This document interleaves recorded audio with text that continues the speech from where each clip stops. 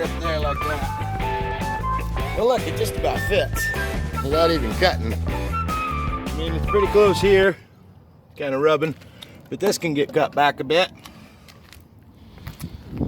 And I think we still got about an inch we can go back over here.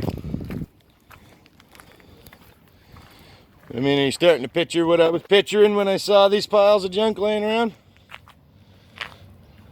Look how tiny it is. Like a little samurai. Alright, let's keep going. I got some more parts down here.